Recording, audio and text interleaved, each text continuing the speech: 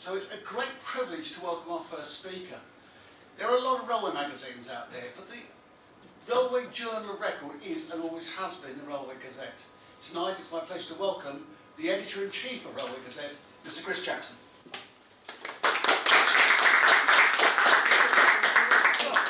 Thank you very much. It's a pleasure to be here and to be the guinea pig for your new technology. It's already misbehaving. It's already misbehaving. I usually start with a couple of provisos. One is you won't see 80 trains tonight. You'll see rather more than that. And I did coin the title long before anybody came up with writing a book with the same name. And the other is that this is not a representative sample of what I do in my career. I spend an awful lot of time driving a desk, even more so this year. In fact, I haven't done any serious travelling since February. But in a typical year, I would be out and about maybe one week a month, usually Europe, 1 or 2 long-haul trips a year at the most. The travel was sort of spread between 3 or 4 of us, so it's not always me. But this is just some of the highlights and lowlights of where I've been over the course of my career. The way I've structured this, I'm going to try and start with a little sort of introduction to the Railway Gazette and me and how I got where I am. In the first half, some of the changes I've seen over the course of my career, and then the second half, which is running a little bit longer probably, is going to be a canter around the world to some of the places I've been and some of the trains I've seen. So, Alex, if we can go to the next one. Like many of us, I've always been interested in railways. My first Hornby 3 rail train set at the age of about 5. Graduated. I had a friend who I met at junior school. We're still in touch with 55, 57 years later. He's chairman of the RCTS Maidenhead Group and has been on the RCTS committee for years. He's a serious train spotter to the extent that I was once. In the early 70s, we used to go all over the country looking for this and that and the other. And I put this one in mainly for him when I spoke to Maidenhead, because it takes us back to the early days. We were just in time to see experience the last 2 or 3 years of the Westerns and the arrival of the 87s. The irony, of course, of this is that the Western's out on the main line and the 87's in a museum. But such is the way life has moved on. Okay, Alex, next one. How I got the Railway Gazette is really a bit of an accident of history. I always wanted, when I was growing up, to join the railways, as so many people did.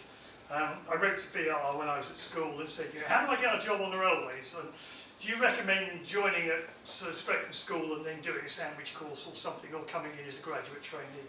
They wrote back and said, we're not allowed to advise you on this, but if you get a degree first and then apply for the graduate training scheme, we'll see what we can do. Well, that was the plan, which went fine until I actually graduated in the middle of a recruitment freeze.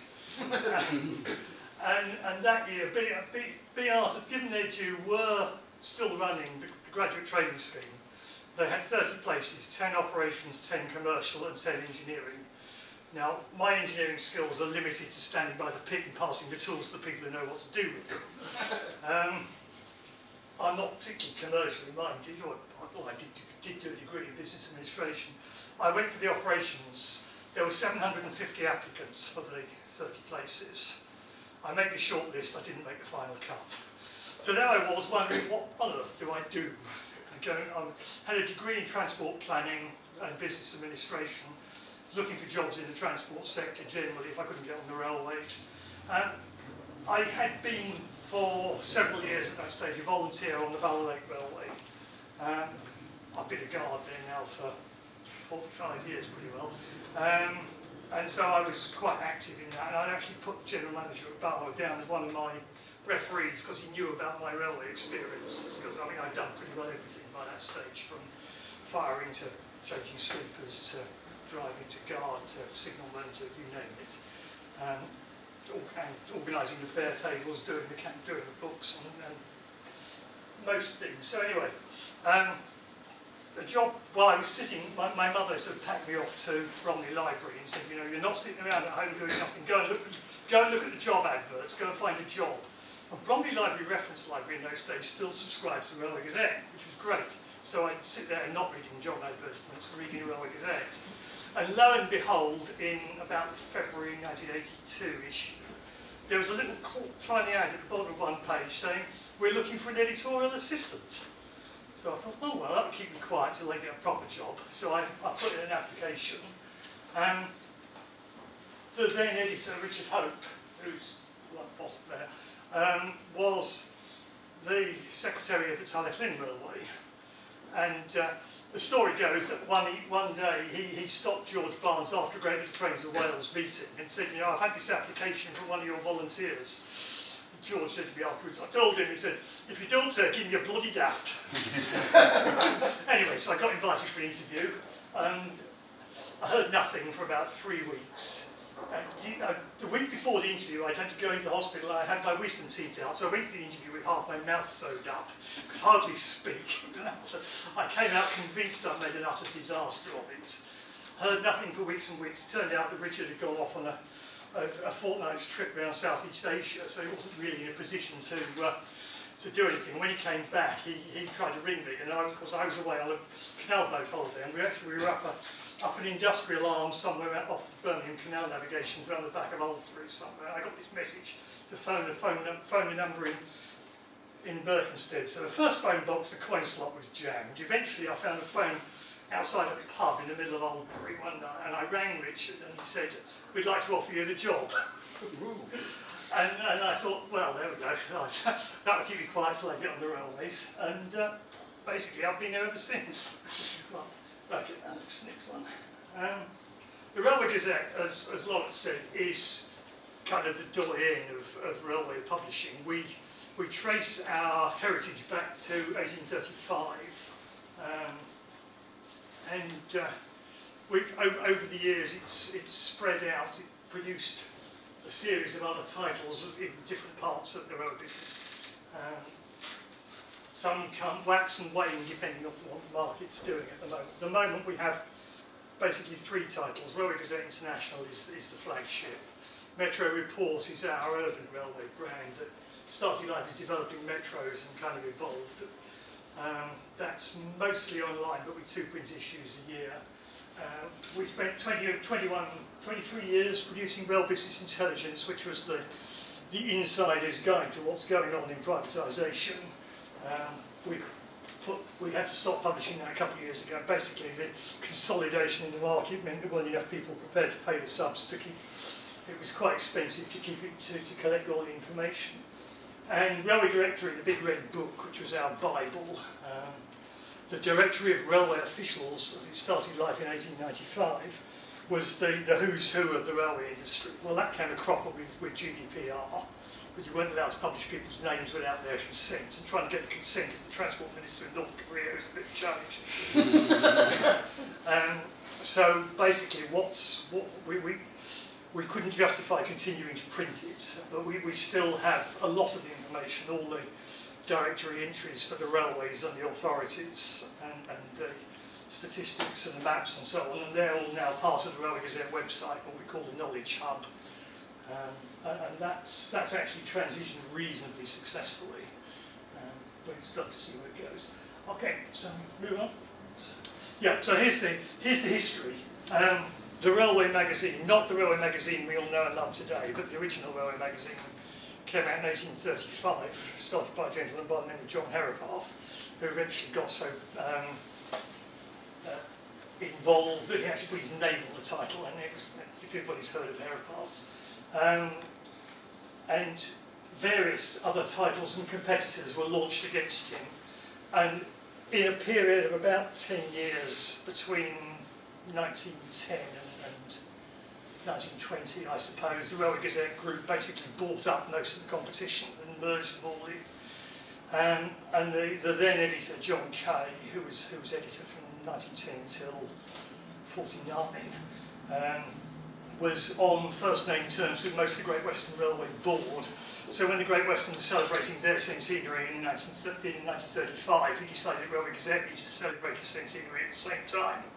So we don't celebrate the or he didn't at that time celebrate the history of the founding of the title, which is 1905, but the centenary of its antecedents. Well, we didn't stop us having quite a party in 2005 as well, so and we're now up to 185 years and counting. So some well-known names there. It was just known as Railway Gazette for a long time. It became Railway Gazette International in 1970. It's always actually been an international title, essentially aimed originally at what I call the British Railway Empire. That's the places around the world where the Brits ran the railways, which wasn't just the British Empire, it was most of South America, quite a few other countries as well. It did have quite a strong American involvement in the early days, and it kept quite a close eye on what was going on in Western Europe. But gradually over the years it became more and more genuinely international, and that was reflected. Somebody launched a competitor magazine in the early 60s saying they were the first international magazine, and we think, hang on, we've been around for 100 and something years. So just to make the point, Richard had the title changed to Railway Gazette International. These days we differentiate a bit. The group is Railway Gazette. We've gone back to the original name. Railway Gazette International is specifically the monthly print magazine. The Railway Gazette portal on the website railwaygazette.com gives you access to all the titles across the family, and also Railway Gazette events, which is something we bought a couple of years ago. It was a conference company we bought up, which we're still continuing to develop. Okay. What we do is we write about railways. It's a business magazine for people who run railways. We don't get into the enthusiast side, we don't get into heritage. It's very much for the train operators, the infrastructure managers. The people who run railways these days include sort of governments and regulatory authorities, local authorities, PTEs or equivalents in different countries. And then the supply sector and the consultants who probably make up 40–50% of our readership. And it's totally global. 95% of our readers are outside the UK. We literally have copies going into every country in the world where there are railways, and one or two which have railways and transport ministries that don't have any railways. Places like Libya, which has a railway authority but never actually got. They did lay track, but they've never run any trains on it. And so, yeah, absolutely global. Okay, right. What we're about is spreading best practice. It's taking knowledge from one part of the market and sharing it with other people. You know, we know railways do very different things in very different places. You don't just copy and paste what happens in one country and apply it somewhere else. The cultural situation, the social framework, the financial, political frameworks are all different. But nevertheless, you could still learn from what one country is doing and apply the learnings from that in your own local experience. And so a long time it was technical and engineering primarily, a bit of operations. Increasingly these days it's regulatory, it's commercial, it's financial. The whole private finance, rolling stock leasing, that kind of thing is a big field. The huge explosion of regulatory authorities, particularly with the reforms and restructuring we've seen over the last 25 years. So now our content is much more mixed. The magazine is basically split into thirds. The first third is news. It's only a digest of news. Most of our news reporting is now done online, and we just put a summary at the beginning of the magazine each month, just to say, here are the big stories that you might have missed. But if you want to read more about them, go and look on the website. And we do a little bit more analysis. I think the print has a role for a slightly longer term, reflective kind of look for stories, rather than just the straight news of this is what's happened on this date and this person in this country. And you know, what does it mean, what are the implications? So the analytical stuff stays in print. The feature articles, we do 2 themes per month. One we call the technical theme, which could be technical or operational. So we're looking at a discipline like signalling or rolling stock or traction or infrastructure or track or maintenance of some sort. And the other theme is generally a regional focus. So we go around the world, we look at the different markets, what's happening in a certain country or group of countries. And between those 24 themes in the course of the year, we reckon we cover most of the main topics. Most countries we would only go around once every 2 years or something. Specifically, we do France every 2 years, Germany every 2 years, Japan, India, China. Again, the regional focus has changed. Sometimes we look at emerging markets, sometimes we look at established markets. Again, partly driven by who's making the running with genuine new developments to report, and who's and to be blunt, where are the advertisers going to pay for? What you try and do is you pick a theme that's going to appeal to the advertisers, and then you can pair that with a theme which is relevant to the industry but less commercial. So we get a balance over the group. The team that produced that, it was a fairly small team. It's actually got smaller. Our parent company, DVV's, actually laid about 10% of its staff off as a result of this year's problems with the coronavirus. We had a vacancy. We were down. The editor of Metro Report left at the end of last year, and that vacancy has now been cancelled. So instead of having 4 editors, we have 3 to try and keep all the various titles going. We have 2 or 3 regular freelancers. Our production editor has been stolen away and is now a group production editor for the whole company. So she's still doing our work, but rather less promptly than she used to, unfortunately. And we have a publisher, and we're down to about 3 advertising sales staff. We do rely quite heavily on freelancers, stringers, correspondents, we call them. A lot of them are not professional journalists, they're retired railwaymen, well-connected people who know what's going on, and most of them don't write for us. 1 or 2 regular journalists types do write regularly for us, and we're encouraging them.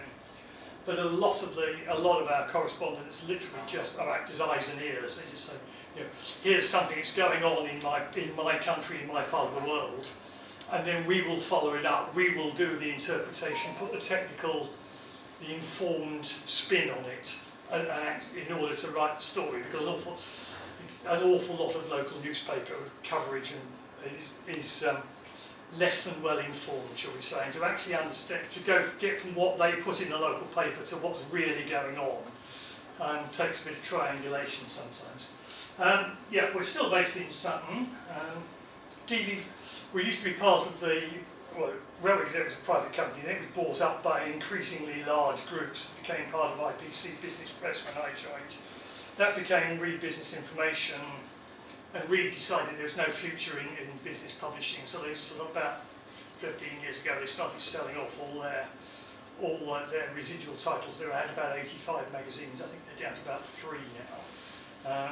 And DVV was a German, Deutsche Verkehrsverlag, German transport publishing, who specialised in maritime and road logistics. But they bought up some German railway magazines about 15 years before us. And they were looking to grow their rail side, and the then publishing director in Hamburg sort of saw the opportunity when Railway Gazette was available and swooped on it, created DVV UK, which then reversed out and bought up a lot of other transport titles from Reed. So we now have all the road titles. We bought Flight Global last year, Air Cargo. So I think we have everything. Heavy Lift as well we've got, which is a specialist for heavy transport for abnormal loads. We have pretty well everything except maritime here. All the maritime stuff is done from Hamburg. But now, in fact, the Sutton business, having started with just the 10 of us at Railway Gazette 10 years ago, the DVV UK arm is now actually bigger than the DVV German arm, which is a bit of a coup. So yes, we moved around offices a bit. I think there were about 3 people left in that photo who are still with the team. That was taken on the Christmas lunch in Lille. We tried to go somewhere interesting for our Christmas lunches, and we marked various Eurostar developments by going to Paris and Brussels and Lille. I think that was, the Lille one was probably about the opening of the first section of HS1. Okay. Yeah, so in terms of editors, I have to keep pinching myself sometimes. In the last 110 years, there have only been 6 editors of Railway Gazette. I am the current custodian and I treat it like with the respect which it is due. How I ended up as the editor, I suppose, surviving the course as much as anything else. But yeah, so it is an honour and a privilege to run this business, and I am looking after it to pass it on to the next generation, because it is a very, very special magazine in many respects. It's changed a lot. It continues to evolve. I mean, we've gone in my time. We've gone much more digital. We've developed the brands. I mean, I spent some time when I was deputy editor. I spent quite a lot of time developing metros or metro ports. I also got involved in the early days of launching Rail Business Intelligence and the website. Our website goes back to 1997. We were one of the first magazines. I also had the privilege of being the very first production editor to produce digital typeset magazine to Read Business Information back in 1987. We were the Read's pilot editorial digital team, and so we've been doing things the new way for a very long time now. Okay, so that's the team. And I say one of the things we do, because of what we do and how we're writing for, when we're trying to interpret stories, it really does help to understand the thinking in different countries, how railways governments make the decisions they do about what they're doing. So when you read that somebody's investing in this or that project, or they're doing this or that policy, you kind of need to understand, have an understanding of the cultural and societal framework within which that decision is made. So that means travelling. It means going out and about. We don't do so much now. We used to do a lot in the 90s, from the 90s onwards, really, visiting exhibitions, going and meeting a lot of people, taking the brand out, taking the magazines, going to meet people, get to know the railways, usually do some side trips off the back of your visits to an exhibition, go and actually meet the railways. Sometimes we do safari trips with literally just write to the railway out of the blue and saying, we think it's high time we came and did a feature about your railway. We are arriving on such and such a date. I wish to interview the general manager. And amazingly, most people used to say yes. They don't so much these days. It's a lot more tricky than it was. We get out and about. Manufacturers would always like you to go and visit them. Sometimes they even pay to take you to see their factory and show you what they were doing. These days, commercial confidentiality means we get much less of that than we used to. And that also impacts on our engineering coverage, because some people even say, we can't tell you how long the trains we're building are because that's a commercial secret. Really?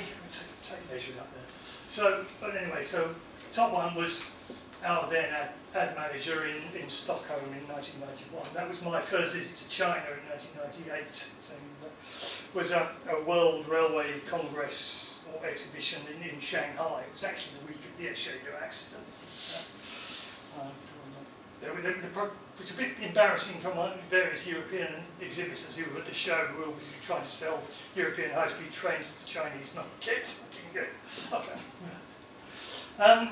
I tried to do a quick count. I'm sure I've got 49, but I can't work out what the other one is over the years. I've been to most places. I'm a bit light on South America and Africa. I did finally manage to get to Sao Paulo a few years ago, so I have done Brazil. But I used to keep pointing out to Murray when he was editor that in 1926, the then deputy editor went off on a 6-month safari around South America with a team of porters. Came back and wrote a 326-page supplement about having interviewed every railway in South America. I went to go and do South America, and it never quite came off. So I have managed Brazil, but other than that, Africa's also a bit light.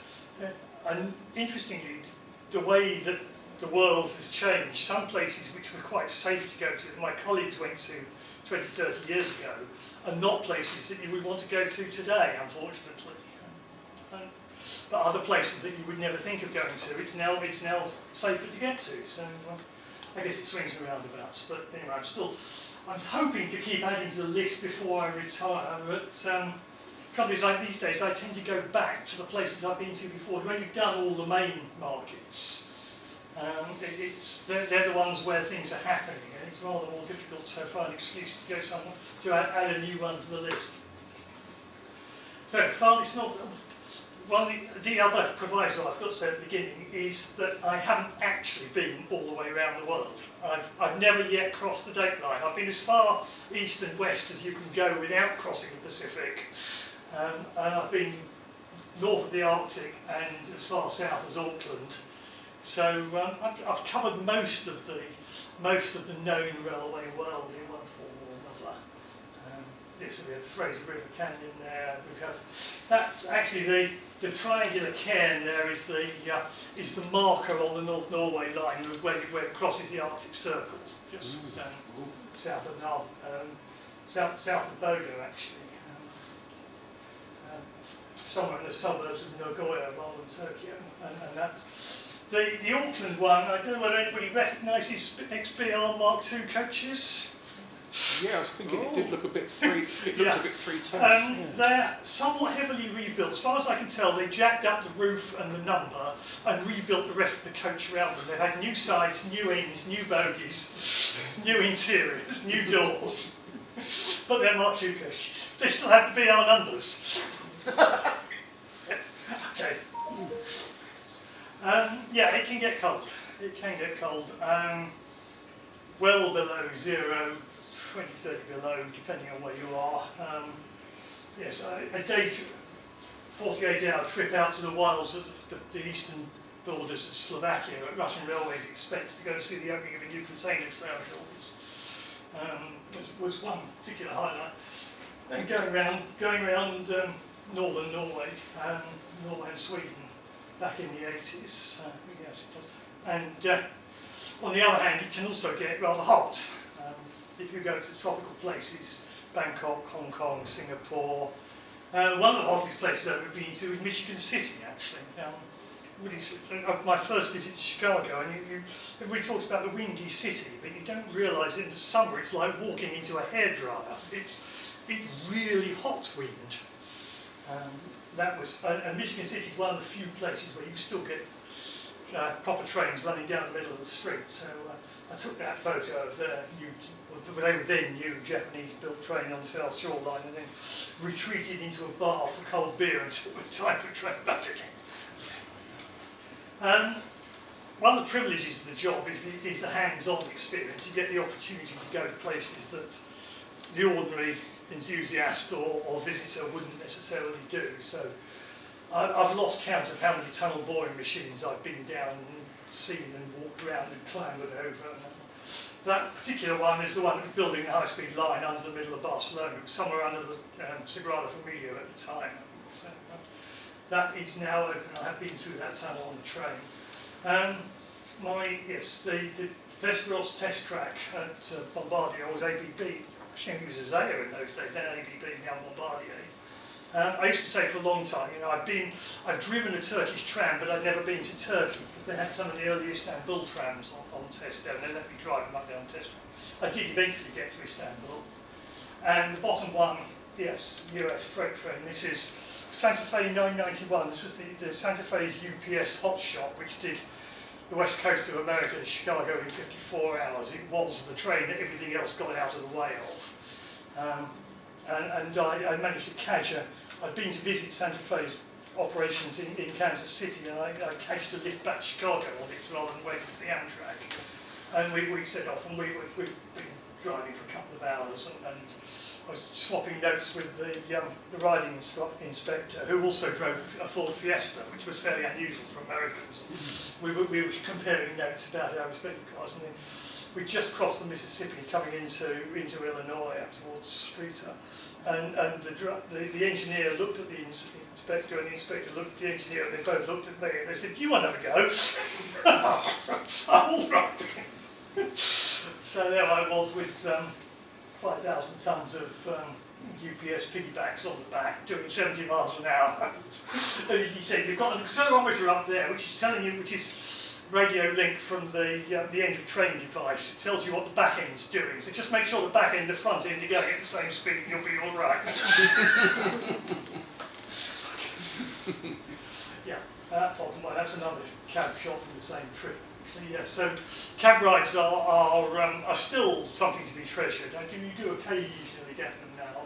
So yes, intercity train in Finland.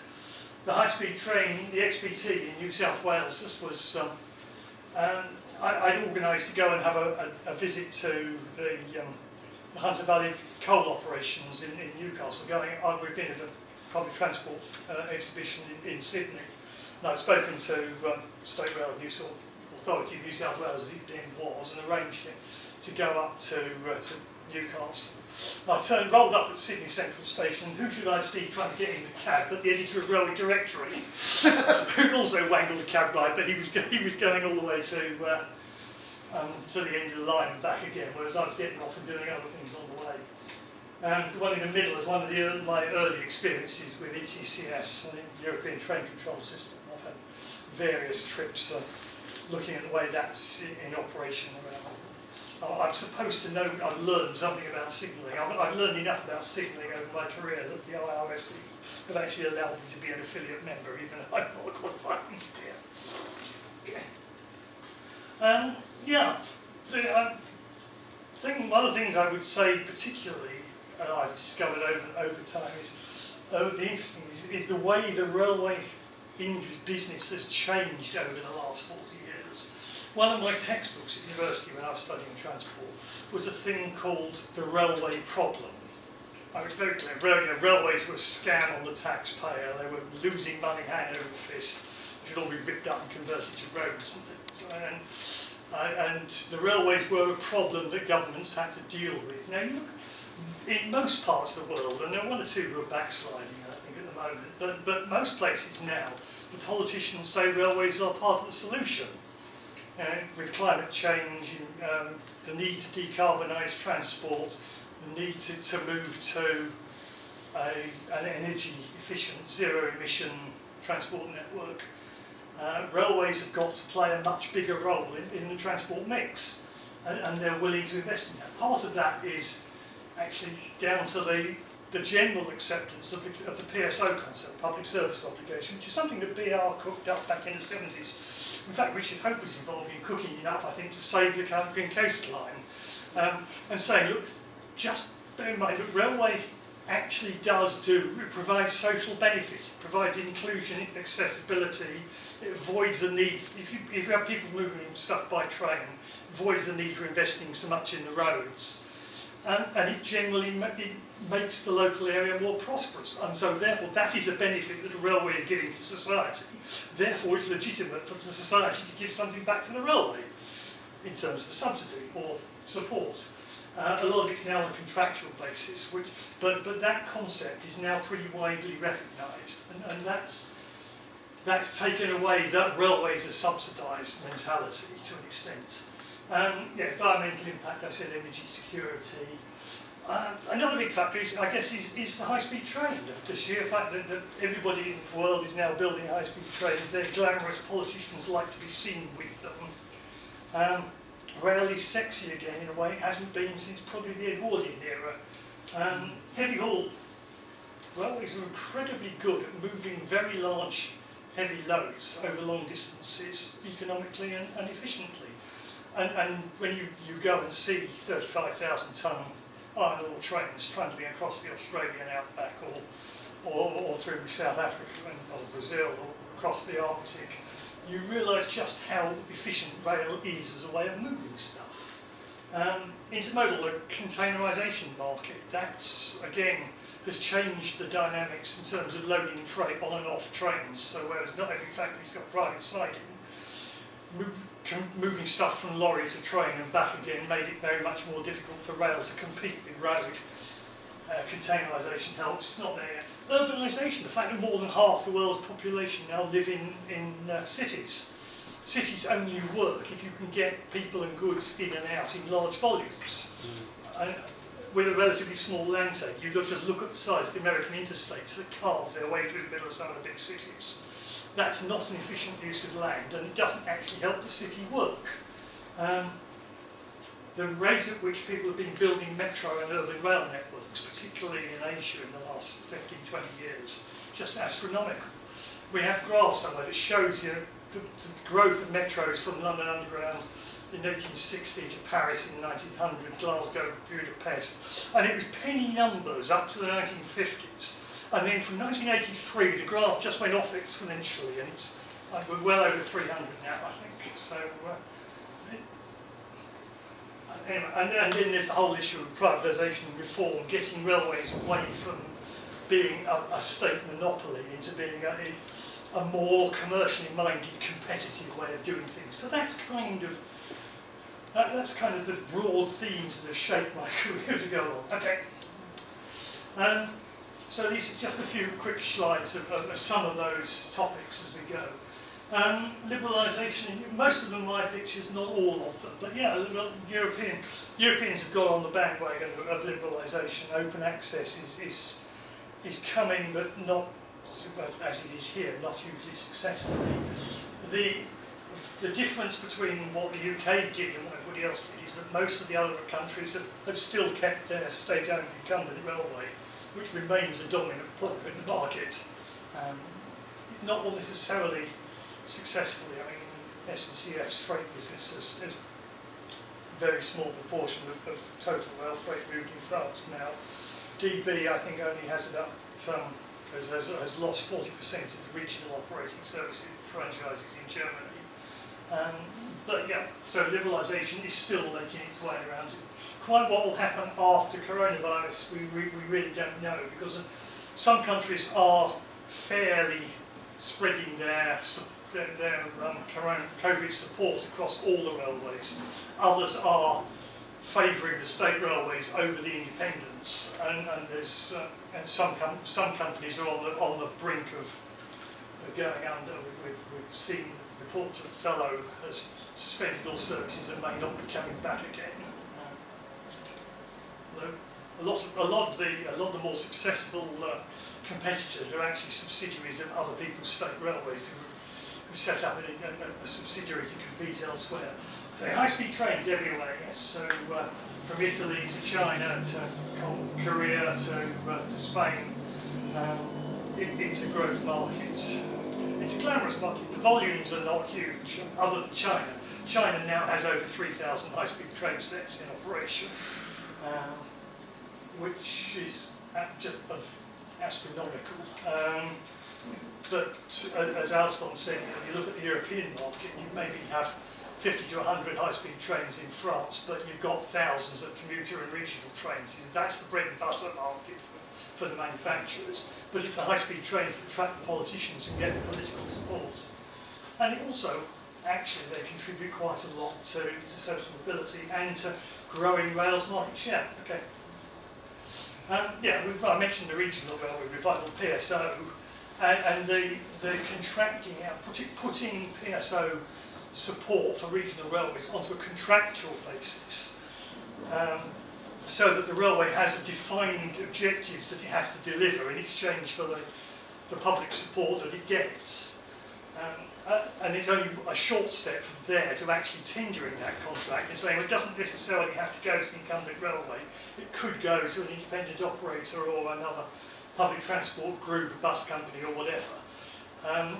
But again, it's a defined package. You know what you're buying, what the operating requirement is, and how much you're prepared to pay for it. So we have the Swiss Bahn GTW, and it's triggered a huge generation and new generations of rolling stock left, right, and centre. This is the next development. The battery EMU. This is Bombardier's prototype for Baden-Württemberg, which I had a ride on the test track in Berlin a year or so back.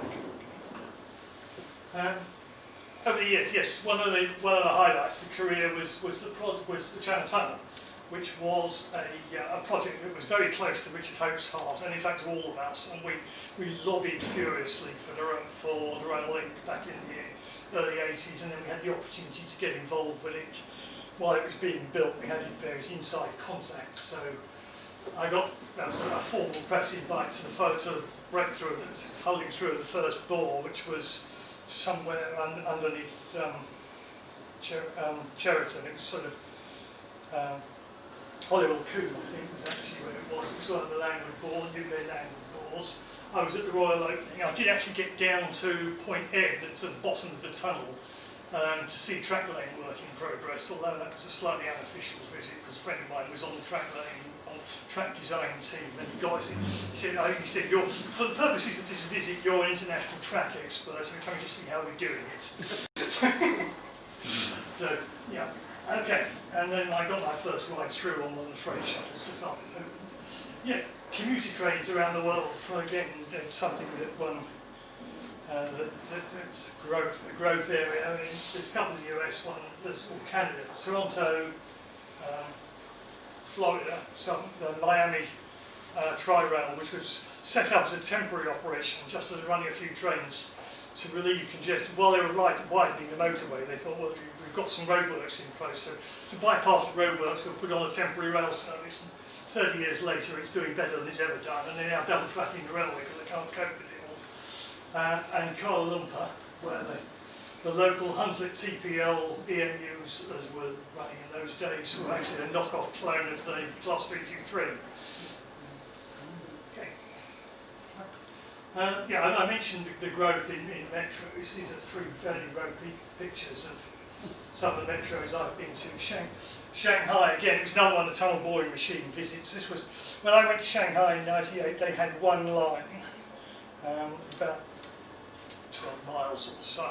They now have the world's biggest metro network. It's something over, well, no, I think Beijing's just overtaken, but they're about 600 kilometres now.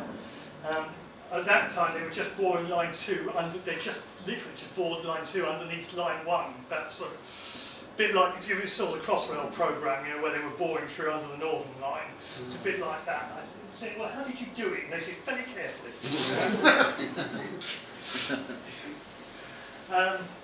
Again, just a few more metros, a variety. We have a Japanese rubber tyre thing on test at the Kawasaki plant. I think that was Sapporo, Miami, and the Holman Column line in Oslo, which still claims the record as being the metro line with the greatest difference in altitude between the two ends. It starts about 50 feet underground, under the sea level down in the city centre, and finishes 1,500 feet up a mountain.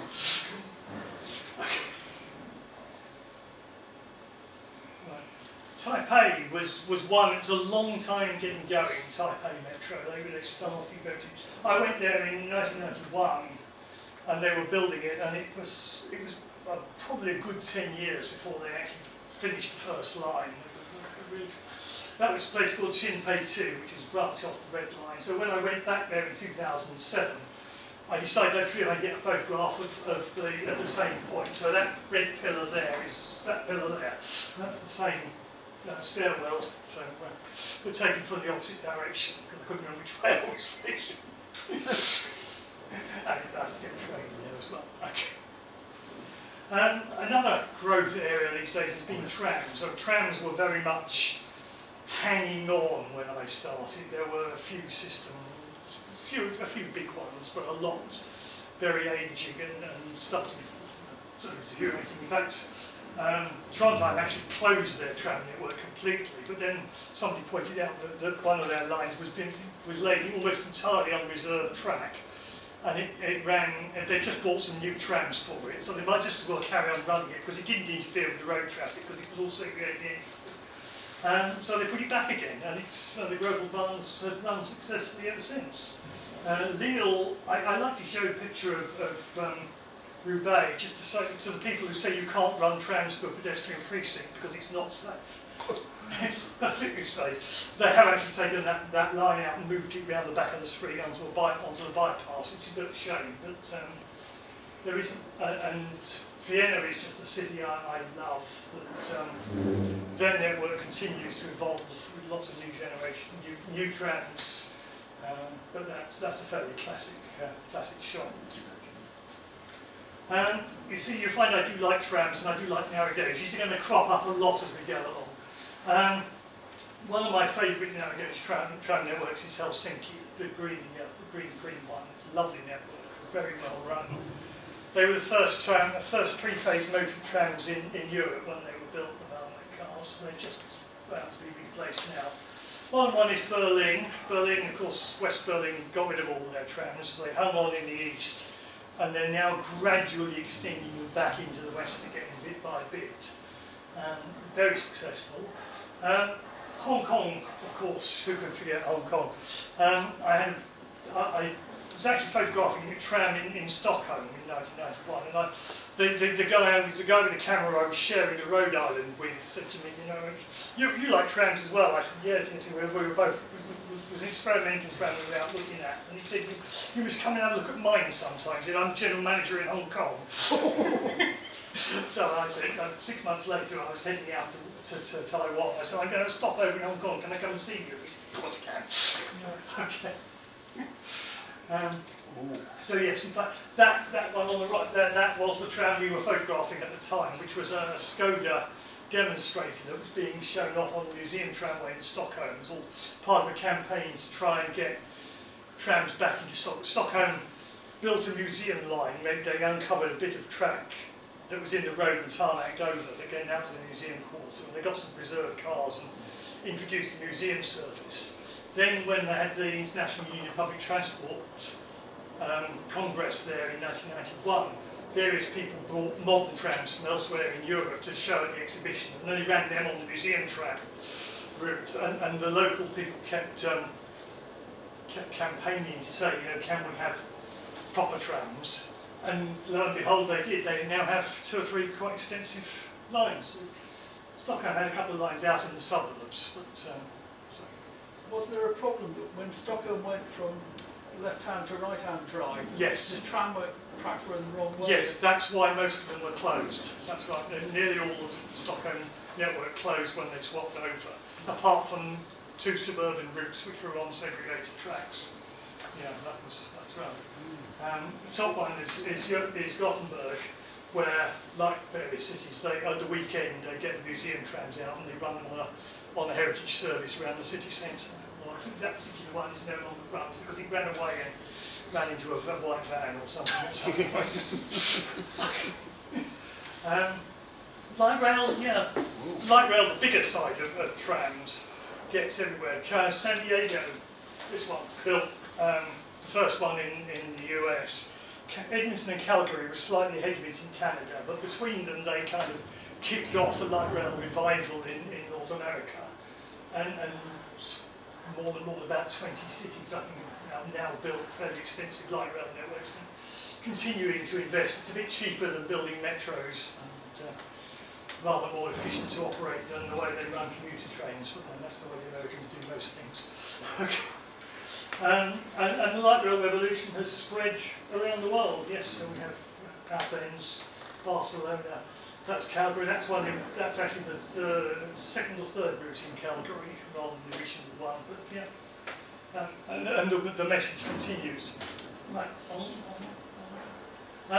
Of course, all this investment in railways needs a strong supply sector to support it, and InnoTrans is biennial.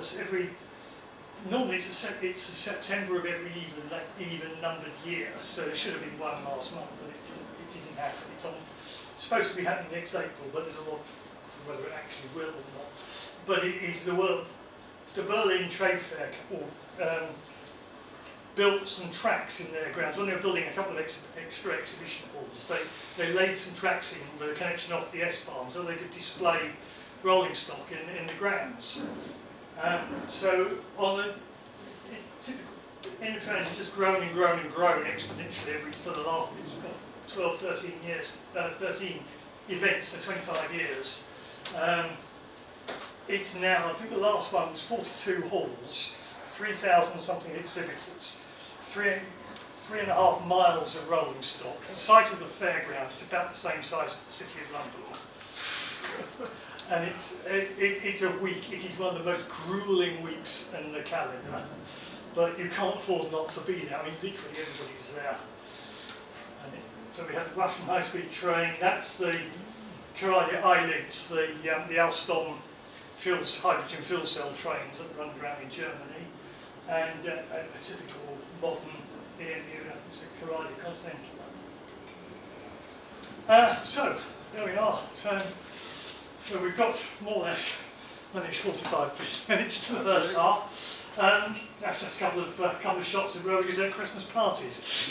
Well, Chris, thank you for entertaining the first half. Ladies and gentlemen, if we could take 15 minutes, please, and then be back in our chairs, ready for what sounds like a very entertaining second half.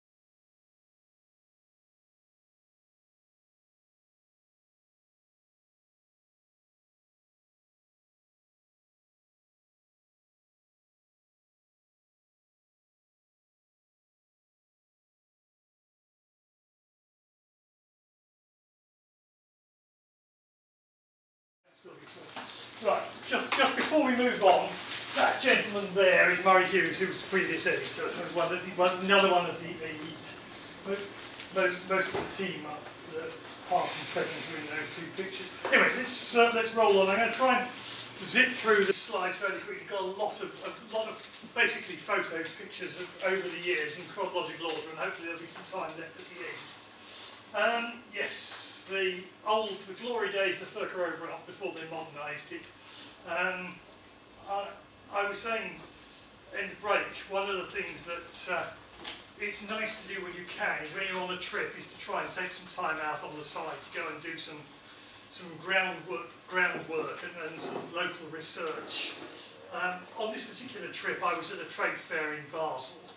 On the way out, I stopped off in Luxembourg to interview the general manager of Luxembourg Railways. Now, he didn't speak much English, I didn't speak much French, so we came to a compromise. I asked the questions in my poor French, and he answered in poor English, and between us we kind of got through. Because we worked out that the person wouldn't understand what you were trying to say, rather than trying to say it for yourself.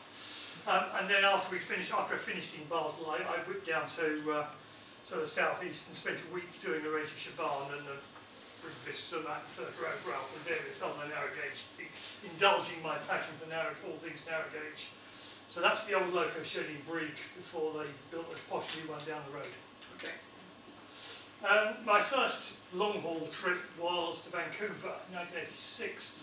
86 was the centenary of the completion of the Canadian Pacific and thus the tying together of Canada by railway.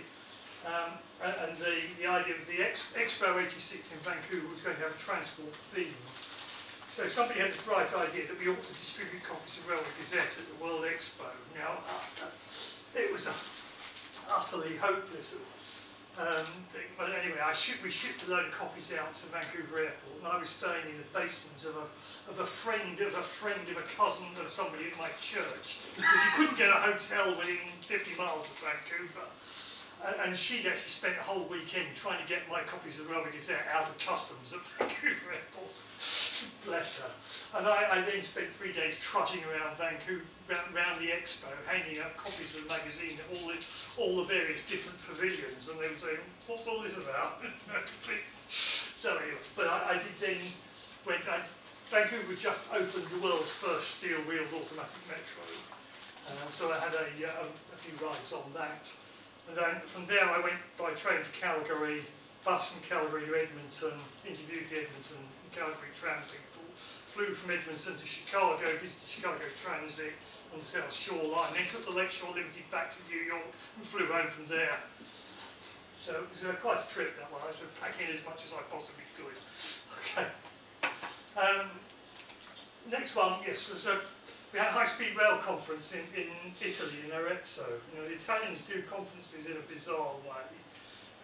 Not least of which is the 14-course lunches that rather mess up the afternoon schedule. And there were, at the time, they had one prototype Pendolino, the ETR 400, which was a sort of the one and only tilting high-speed train in Europe at the time.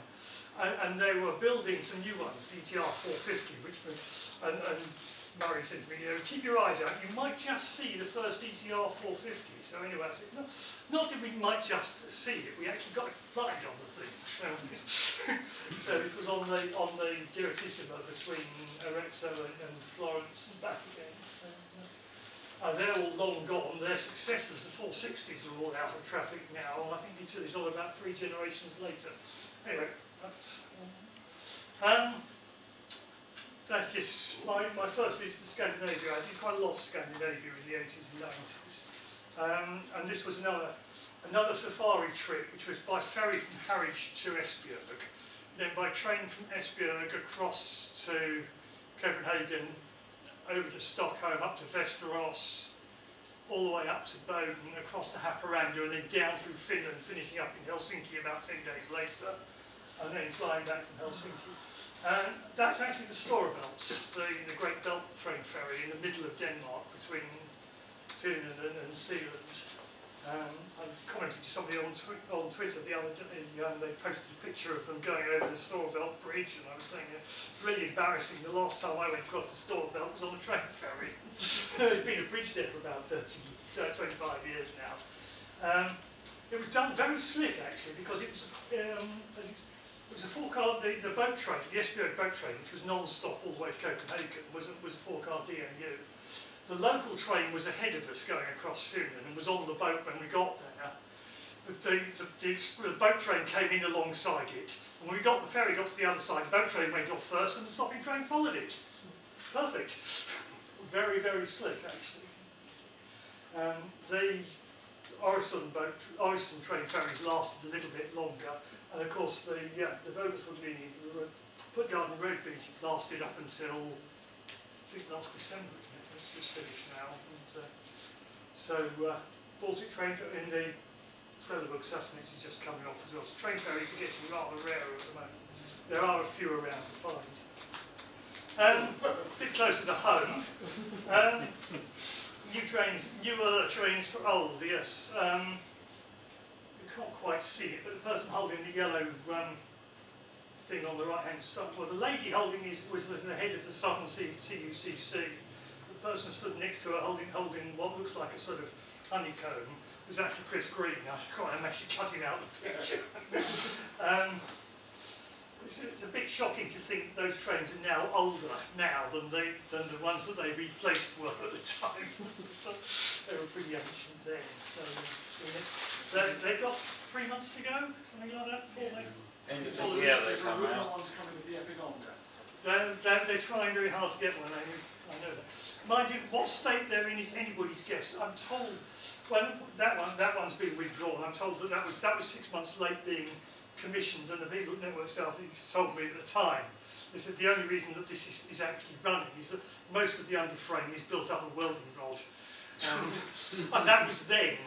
So what state they're in now, anybody's guess. 89, yes, my one and only proper trip to Hungary.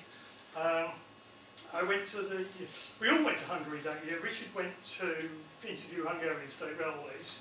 Murray then went out to the International Union of Public Transport show, and I got the Hungarian Scientific Society's first international conference on bogies, which was mostly in German, incredibly technically detailed and boring. But we did get a trip out on they bought a build of 5 EMUs with a view to buying a series fleet which never appeared. So they took us out for a ride on one of those. So that was that trip. Bit closer to home, Caroline. as it is now, 975,065, as it was in those days. Yes, the Network South is doing a network programme.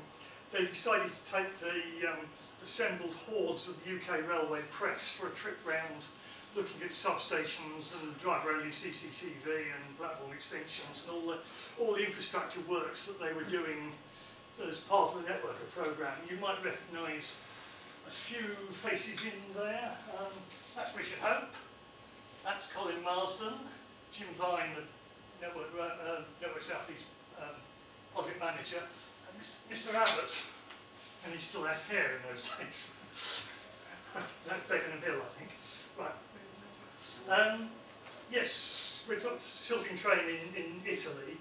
The first people to order a production build of tilting trains were SJ in Sweden. They were running them between, just introduced them between Stockholm and Göteborg when I had to go to Stockholm for a trade fair. So, as is my usual want, I flew somewhere other than Stockholm. I flew to Copenhagen, took the train from there to Göteborg all the way up the Swedish west coast, and then took the high-speed train across. I got in those days you would get free tickets from VR International for if you were railway press working on travelling on business. So I had a free ticket, but I had to pay the supplements, and the supplement for going on the west coast was about 20 kroner or something.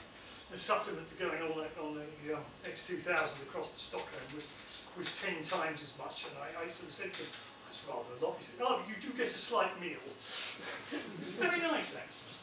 And amazingly, 2 refurbishments later, those trains are still in traffic now. I believe rumours of a new fleet coming along shortly. I discovered while I was in Stockholm that I think on my first visit to Stockholm back in the mid-80s, that it also has a narrow gauge suburban network. The Roslagsbanan is the remnants of what was about a 300 kilometre network of rural railways that spread out all over Roslagen, which is the sort of county and the district to the northeast of Stockholm up the coast. There were sort of mineral railways serving iron ore. There was an east-west line from the coast across to Uppsala, part of which is now a preserved railway. And these three suburban routes radiating out of Stockholm's Östra, the little station round the back of the Royal Technical High School. And in those days, it was still running. The loco was, I think, built in the middle of the war with the German electrical equipment. The coaches, officially, I don't know how much of it was original, but the coaches are nominally 1898. It was still in traffic in 1891. They were running on rush hour extras at that time. They were just in the process of buying some new aluminium-bodied EMUs, which themselves are about to be replaced. We actually chartered the teak-bodied rail car. They had a pair of teak-bodied single-car rail cars that I think still run. They're still available for charters, and we chartered one of them as in conjunction with the trade fair. Our advertising department came up with these weeds that we chartered the train for the evening. We loaded some crates of beer and a whole lot of advertisers onto the train, roared off to the other end of the countryside, came back with some empty crates and some very happy advertisers. Carried the deputy ad manager back to the hotel.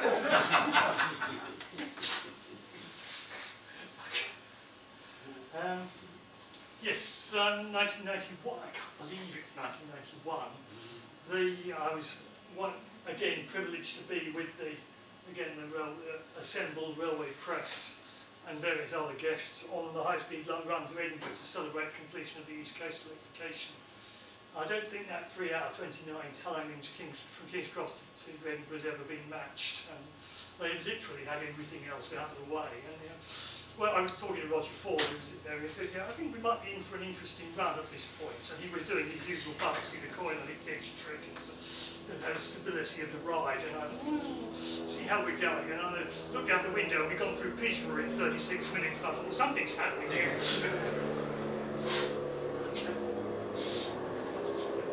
Crosses all the buffers just to tell people it was coming. So later the same year, I went off to Taiwan.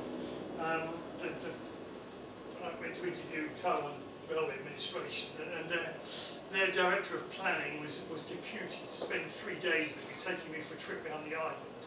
In those days, the railway was basically a U-shape. Taipei's in the middle at the top, and the main line runs down the west coast, and it was all electrified down to Kaohsiung. The east coast line was a bit of a sort of backwater that ran down as far as Taitung, which is where this is. And they were in the process of building the south link across the bottom to join them up. And so we went and had a look at the project and drove through the summit tunnel, which is about 8 kilometres, but we drove through in a minibus because they hadn't laid the track at that point. Arrived at Taitung, and the direct planning introduced me to the station master, who said, Railway Gazette, produced a clipping from the local newspaper, which was quoting a Railway Gazette survey that I'd written 3 months before. And then he said, Railway Gazette, I'm very tall man, because he remembered that Richard had been to visit about 5 or 6 years before that. So that is all being, again, they've been hugely modernised, it's all electrified now. A lot of the East Coast routes being double tracked and realigned onto a new alignment with new tunnels and viaducts. So it's all changed a bit, I think. Back to Scandinavia again. I'd done various previous trips. I'd done Sweden, I'd done Denmark, I'd done Finland. I'd never done Norway. So we wanted to do a feature on particularly on Sweden, where they'd split up Barnberget and SJ, and they were the first to separate infrastructure management from the railway company, and they'd also got some private operators running. So I'd been at it's an intermodal conference in Copenhagen one week with Freightliner, and on the Friday night I took the sleeper up to Oslo and worked my way up all the way up through Norway to Narvik over the weekend, and then took the first train in the morning back into Sweden to Kiruna to go and talk to the iron ore people. They were talking about running the iron ore trains themselves rather than contracting the railways to do it. So that's an early morning ore train coming through Narvik. It's changed a little bit now. Okay. This was the first private freight operator in Sweden. It was an outfit that basically produced wooden frames for wooden framed houses, and they were about 15 kilometres up the Inlandsbanan from the nearest SJ interchange. The Inlandsbanan was, as it is now, a sort of semi-preserved, not really running kind of railway. And this company bought its own locomotive and got licensed as a train operator, so they could run freight trains down from their factory down to the junction and hand it all over to the main line. So I went to talk to them about how they were getting on as a private operator, and my Swedish wasn't very good and his English wasn't very good, but the signals said, would you like a cab ride to go down there? It was very translatable. Yes, I mentioned before about going to Australia, going to see the coal traffic in the Hunter Valley. Now this is Kooragang Island terminal at Newcastle in New South Wales. It's one of, well these days, it's one of Queensland's smaller coal ports. They put through about 40 million tonnes a year. It comes in massive great trains 4 or 5 times a day from various private mines up the Hunter Valley, and they just stack it all there until the ship arrives, and then they just reclaim it all and put it on a boat. So that's Australia exporting huge quantities of coal. But Germany, again, Germany's efforts at the institutes, but Germany about 10 years behind France in getting into the high-speed market. Their first ICEs appeared in 1994, the ICE 1s, so this is just a typical view. Yeah, too much. 95 was another one of my safari trips to North America.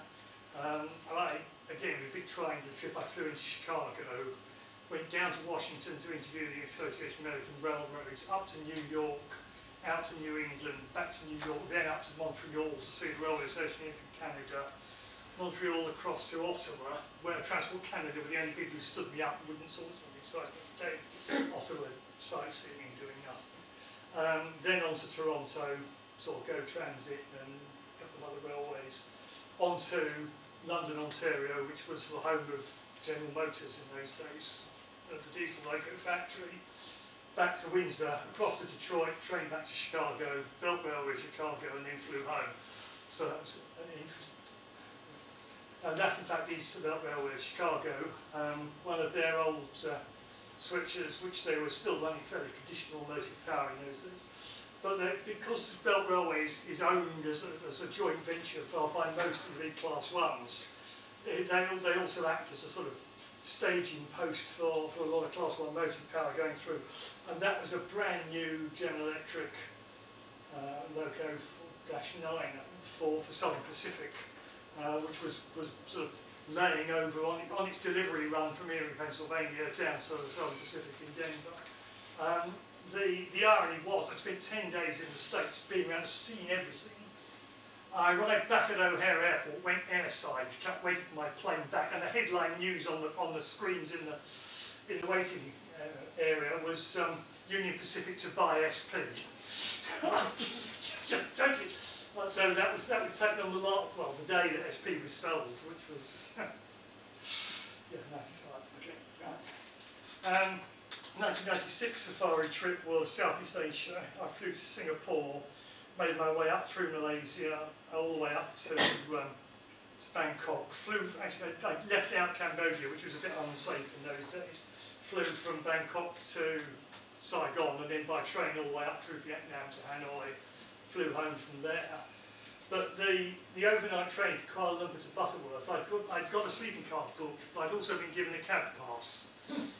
And so I thought, well, I'll go in the cab as far as Ipoh, which is the first stop. I'll have an hour or so in the cab, and then left my luggage in the sleeping car. I thought I'll go back and sleep later.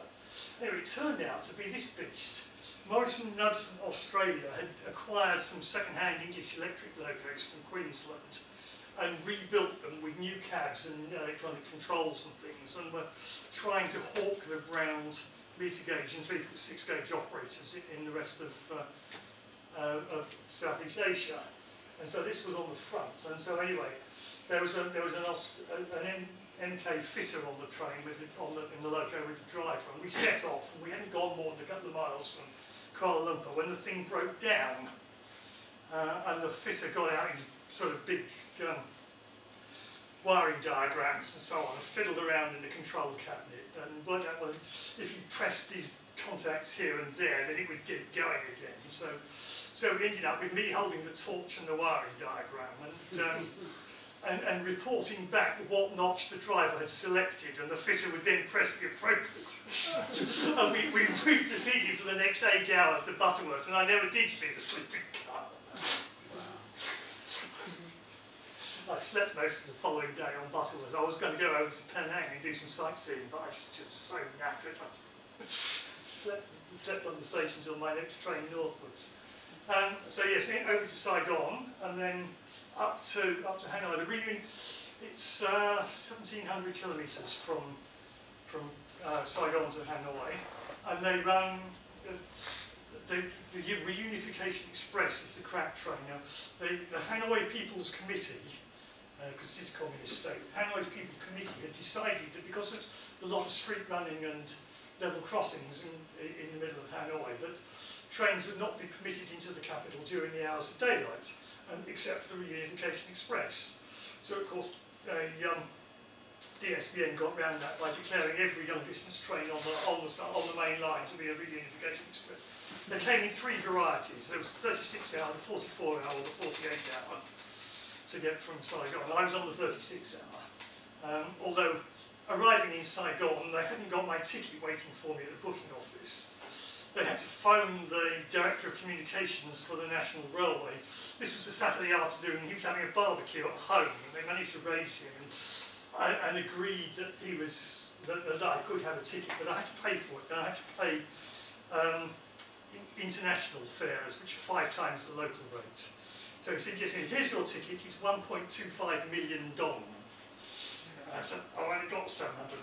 I have to go outside and find a little man who's changing money up the street. But yes, it was an interesting experience as well, a very enjoyable trip, actually, a nice road. Okay. At that stage, DSVN were still running steam, just a few vestiges around Hanoi. So the top one's in the outskirts. That's Hanoi Station in the background there, and the approach is to take the footbridge on the level crossings. I had a cab ride down to Haiphong, to the port, on one of their on a Russian-built diesel loco. While I was there, I was wheeled in to interview the station manager at High Farm. I didn't particularly want to, but they insisted on it, and I thought better to go along with this. And while I was interviewing him, a steam-hauled container train came in, and I thought, well, that's not something you see very often. Unfortunately, by the time I finished doing the interview and I was able to get outside, they'd taken the steam locomotive off to Coleridge. It would have been really good to get. I think that's the container train on the left-hand side there. Okay. 97 was my visit to Morocco, my second trip to Africa, first to North Africa. This was the International Railway Congress Association, which is one of the really knobby do's where all the railway chief executives get together and to talk policy and things. Now, normally this would be a role for the editor, but the deputy editor got sent this time because the then editor had previously been banged up in a Moroccan jail for accidentally photographing the royal train. And he didn't really want to go back and repeat the experience. He'd been smuggled out because he had a university friend who was working at the consulate, the embassy at the time, making it out. So again, I did it from Carshalton beaches to Marrakesh with, I think, 4 changes of train. London, Eurostar to Paris, it must be slightly more than that, Paris to Hendaye, sleeping car from there to Madrid, Talgo from Madrid to Algeciras, ferry across to Tangier, Tangier down to Sidi Kassem, I think that's the junction, and then onto the Marrakesh Express from there straight through. So I did fly back. I didn't train it all the way back again. Because I was carrying the exhibition stand as well, so lugging that up and down the stairs of the metro in Paris was probably the most difficult bit of the whole trip. 1998, I was in Shanghai for the Modern Railways exhibition, and one of the people I met there was the press officer for the China Academy of Railway Sciences, which was the Chinese equivalent of the Railway Technical Centre in Derby. And he said, you ought to come and visit us. We've got our headquarters and our test track, and they're in Beijing. Okay, so I come to Beijing, just a day trip to Beijing. So I finished at the exhibition. I left. Fortunately, the company had agreed to stamp up for a translator. Well, it wasn't a translator. She was a Chinese student who was acting as a sort of my assistant and translator on the stand, on the exhibition stand. So I left her running that stand for a whole day at the show without me. Took the overnight sleeper up to Beijing, spent the day in Beijing, got the overnight sleeper back to Shanghai. I was back in the exhibition the following day. So this was at the car's test track just on the outskirts. And this was one of their prototype Xiaoshan 8s.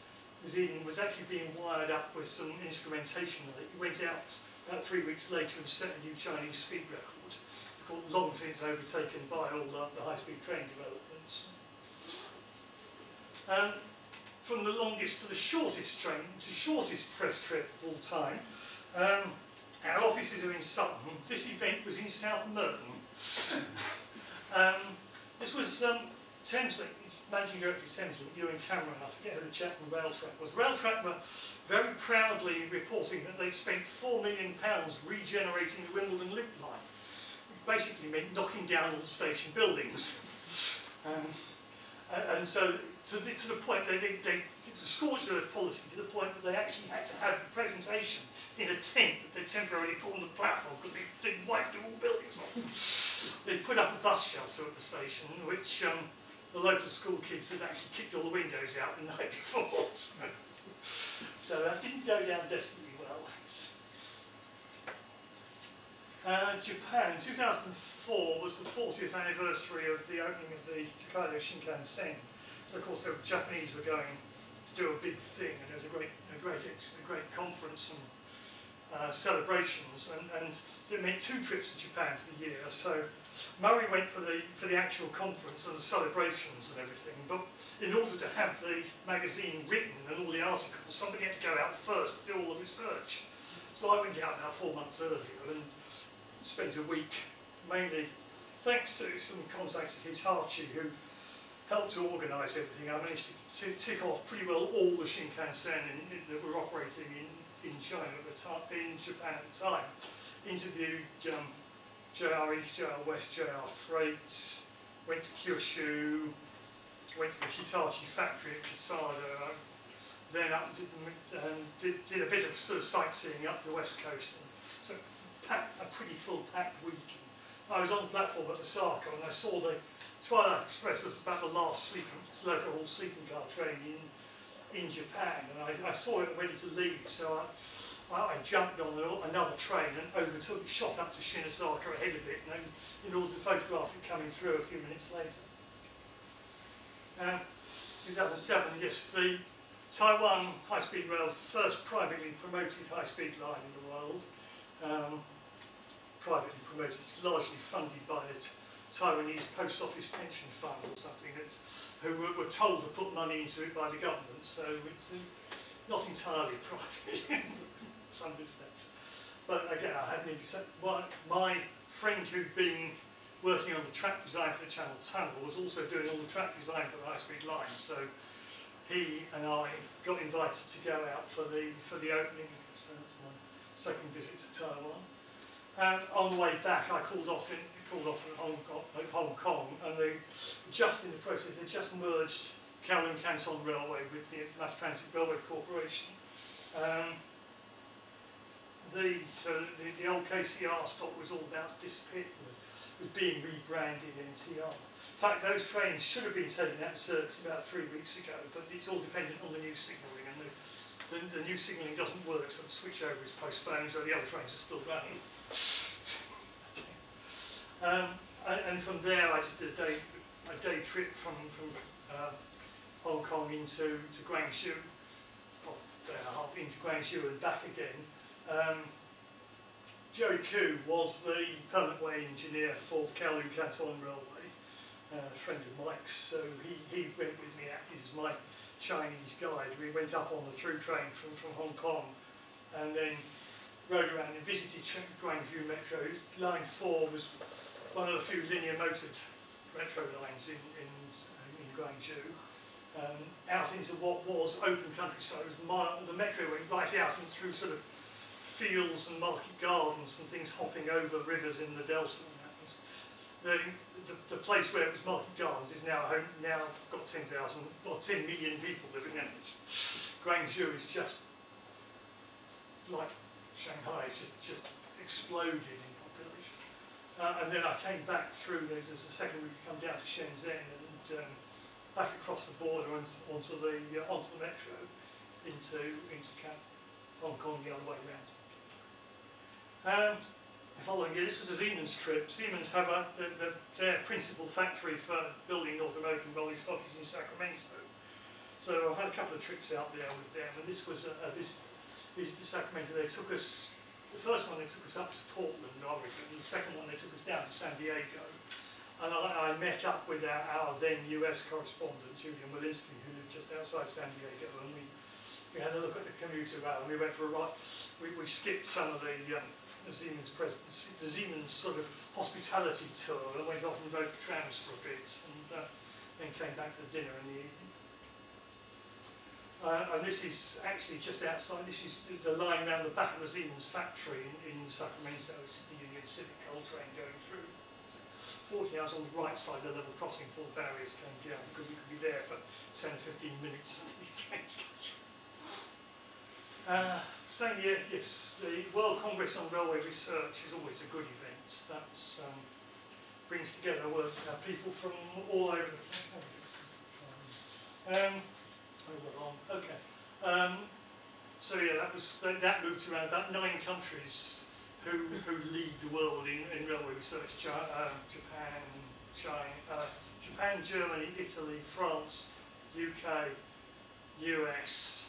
The International Union of Railways. Korea is a sort of additional member, and they were very pleased to host it in 2008, and this was a visit to their test track at Osong, and typical Seoul Metro or Seoul suburban train. This wasn't strictly a Railway Gazette tour. This was a Railway Study Association, which I've been an active member of since the early 80s.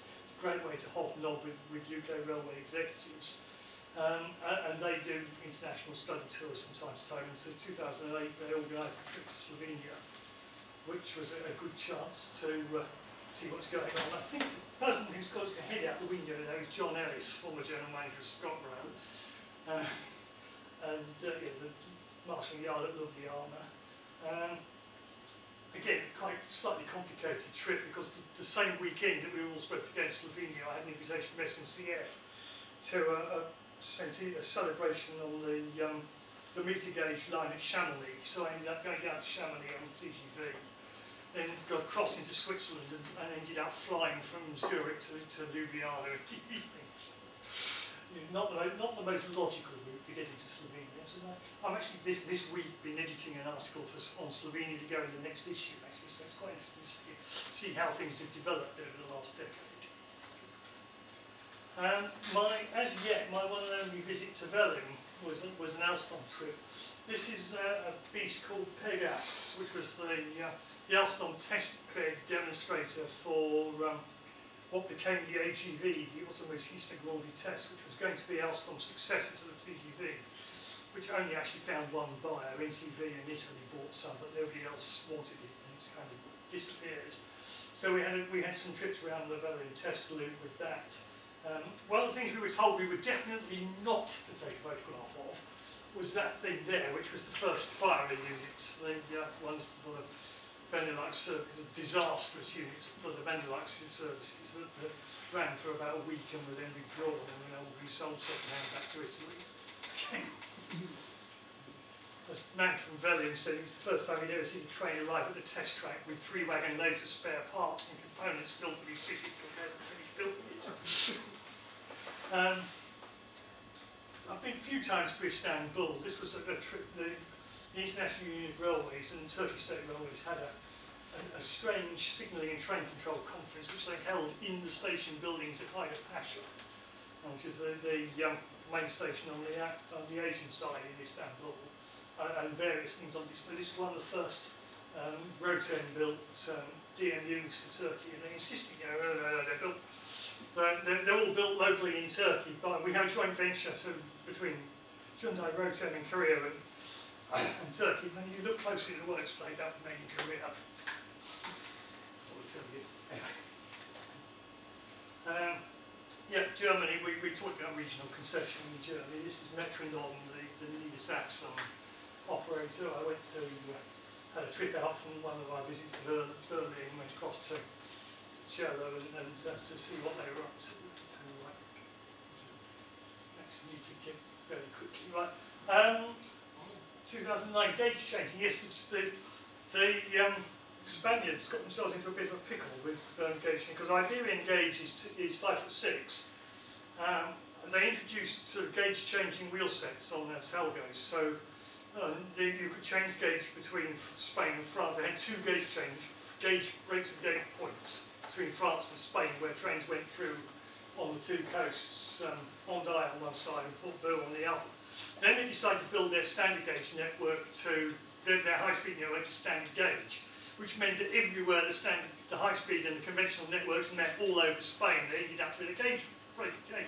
So they were designing automatic gauge changing systems for trains, for gauge convertible train sets to run through.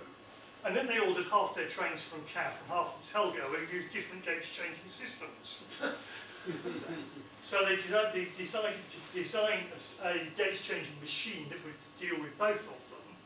And while they were at it, they thought they'd try and do one for the German-Polish border and the Polish-Russian border. I think there were actually four gauge changing systems operating in different parts of Europe. And they wanted to try and combine all 4 of them into a combined changer. They managed to get 3, but I don't think the 4th actually worked. And so this was a gauge changer they had in Tarragona that was used while the high-speed line to Barcelona was part finished. And then when it finished the line to Barcelona, they used the old gauge changer rather than take it out and move it somewhere else, which is what they do with the other ones. They used it as a research unit. So there's a Talgo unit going through, and that's the one with a CAF gauge changing system going through the same change. And basically, I think the thing flips upside down depending on which train it is. contact mechanics, the wheel-rail interface is perhaps the most technically critical bit of the railway. And you talk about the contact patch forces, and you've got sort of 1,000 kilowatts of power and that being put down through something the size of a 5p piece on the rail. It does all sorts of interesting things to the metallurgy of the rail. You actually get plastic flowing. So there is a whole sub-genre of railway engineers who specialise in contact forces and wheel-rail interfaces, wear, ride quality, corrugation, steel work. It's the stuff where my engineering knowledge I just totally and utterly lost. This chap, one of the experts, he's professor at the University of Florence. He's also a director of the Steam Museum at Pistoia. And so when he was hosting the Contact Mechanics Conference in 2009, he organised that we were going to have a special train out in the evening. It was going to have his logo on the front. So I thought it was rather more interesting than a picture of mathematical equations. The end of that year, this was a December timetable change. The first of the new Transilien, the new suburban units for Paris suburban services. Bombardier built wide-bodied, fairly lurid seating inside and weird lighting schemes, things that they do. We had a ceremony at Guardian Nord, and we used to sort out to Luzarches, which is somewhere out in the wilds at the far end of the suburban network, which I have no idea where it is or how you get there, and I've never been back since. Another trip to Tokyo in 2010. This was another UIC signalling conference, which basically took place in JR East's, got a sort of hotel and conference centre overlooking Tokyo Central Station, which is this one here. In fact, it's actually Tokyo Central split into three parts. You've got the main station and navigation there. You've got 6 platforms there for the Tokaido Shinkansen and 4 for the Tohoku, the northern network, which is a different voltage from the Tokaido. And I sort of met up with one of my Japanese contacts, my correspondent, who's more of a photographer than a writer. And he took me to a little cafe just a few miles south of Tokyo Central, where you can get a nice view of the line side and get some pictures of N700s whizzing backwards and forwards. So that's nice. And we had a trip up to Sendai and a trip around the Bay of Islands and looking at the history. Shortly before the tsunami wiped it all out, sadly. Right, yes, competition on the railways. Is it coming or is it not? Italo, NTV Italo is the first private open access operator in Italy, the first private operator to buy a fleet of high-speed trains. They now bought 37 high-speed trains, competing head-to-head with Trenitalia on the high-speed network. In fact, both companies are very satisfied because the result of the competition is that they've actually grown the market. Trenitalia is carrying more than it was before, and Italo has got a substantial chunk of the business. It was a bit of a struggle for the early years. The private investors who started it were constantly recapitalising. Fortunately, they've got a couple of people with deep pockets, like the Manuane's Ferrari and the Manuane's a couple of Italian shopping chains and things. Eventually, they sold out to a big pension fund investor and got all their money back. And once the business was proven, but it took a lot of commitment and deep pockets up front to get the thing established in the first place. The other one is DB's attempt to bring an ICE to London. I went and saw this in Pancras. They said they were going to come and compete with Eurostar on Channel Tunnel services. They hadn't actually worked out the challenges of meeting the Channel Tunnel security regulations and the complexities involved. And so when they got down their checklist and realised how complicated it was, they backed off and got away. So may not come yet. Rizetni is in the deeper wilds of Latvia. I was at a trade fair in Gdansk in Poland, and I'd been invited to go to. There's an outfit called the 1520 Forum, which is basically a Russian front for keeping all of the broad gauge railways in check. So they have I've been to, they have events in the CIS in Russia and in the Baltic States, and I've been to Kazakhstan with them. And they alternate from the CIS and the Baltics. And they were going to have an event in Riga a few days after the trade fair in Gdansk. And I said, well, and they wanted me to go. So I said, oh, I'll join the two together. But it's actually incredibly difficult to get by train from Poland into the Baltic States, or between the Baltic States, because there are virtually no long-distance trains, no cross-border services. I worked out the only way you could do it, there was one train from Warsaw that connected the border, that got you into Vilnius in Lithuania 15 minutes before the Vilnius-St. Petersburg sleeper left, which was the only passenger train across the border. So I took the sleeper across the border into Latvia, arrived at Rozetny, where it joins up with the Riga portion to go on to St. Petersburg. Then spent about 6 hours in the middle of the night hanging around at Rozetny for the first local train into Riga the following morning. I discovered afterwards that Rozetny is said to be the Latvian headquarters of the Russian mafia. There was a lot going on in the middle of the night that I didn't ask questions about. Australia again in 2011, I went to the trade fair in Brisbane, and I took a week's holiday at the end of that and went up by train all the way up the coast of Cairns, went out and did the obligatory swim on the Great Barrier Reef and the Kuranda Scenic Railway and the Sky Rail. And stopped off on the way up to go at Mackay to go and have a look at the Central Queensland coal operations. And Queensland now carries more coal on the 3-foot-6 gauge than the Hunter Valley operations do on Stanley. It's about 170 million tonnes a year going up from Queensland each coal. And this is Gillallan, which is the headquarters of one of the Queensland coal operations. There are about 4 separate networks up down the coast. 2012 was the UIC High Speed Rail Conference in Philadelphia, trying to persuade the Americans to get into high-speed trains. They took us up to Sunnyside Yard to the maintenance depot for the Sailor trains and had a look at what they're doing on the northeast corridor. The visit to the Baltimore and Ohio Railway Museum in Baltimore was a bit of a... I stayed on for the weekend afterwards and had a look at what they were doing. It's a rather fine museum actually, well worth. Baltimore, I was not so much impressed with Baltimore. Light rail network wasn't too bad. Probably the worst Best Western I've ever stayed in. Tunnelling again, this is Delhi. India is building metros at a rate of knots. And when I was there for, it was a executive freight conference I was there for, but I organised a visit to go and see Delhi Metro, and they took me out to construction sites on one of the lines they were building. They told me that was going to be running within the year, and it was. I mean, they crack on with things there. Delhi's now got 8 lanes, and the network has quadrupled in 10 years from where they were at that point. So it's, yes, yeah, I put that in for a friend at Epsom. When I was out for the 2013 Ausrail Fair in Sydney, which was co-located with the World Congress of Railway Research again.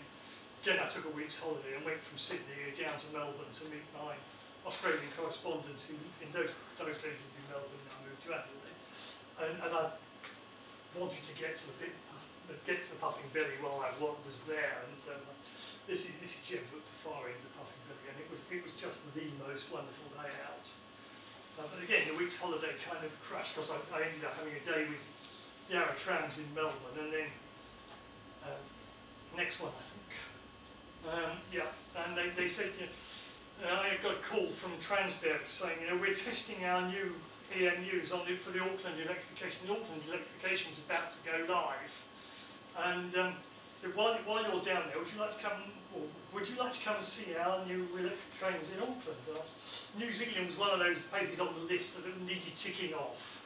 So I flew from Melbourne to Auckland one night, spent the following night on the test train, and then the following night flew back to Sydney, and then flew home to London. So it was a bit of a killer. So this was a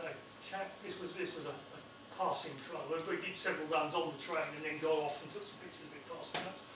quite pleased with that shot. We actually used that on that particular shot on the front cover of the Metro Report. One of the few, not the only time I've had my pictures on the front cover, but it's fairly rare. Another project that was long in the gestation is Marmaray, the rail tunnel under the Bosphorus in Istanbul. This was a UIC signalling conference, and at that stage it was just running as a dedicated shuttle. It wasn't connected up at either end. It took a while. So various signalling luminaries had a site visit to go and see Marmaray. I think we managed to get 17 of us into the cab on that one. It was a little bit cosy. Signalling again, by the way, things. I was quite pleased to get to see that. Sadly, no longer with us. That was Stafford number 4, just before Stafford. They were in the process of doing Stafford re-signalling as part of the Norton Bridge flyover project. So again, take it up to have a look at that. And in the new year, so again, the same year. This was back to Poland. This was Alstom had a contract to supply 20 high-speed trains to PKP Intercity in Poland. These are non-tilting pendolinos, which is a contradiction in terms, but quite successful. So they flew us out. Alstom flew us out to Poland. We were there for the launch, which was a little bit confusing because the Turks didn't know what the international.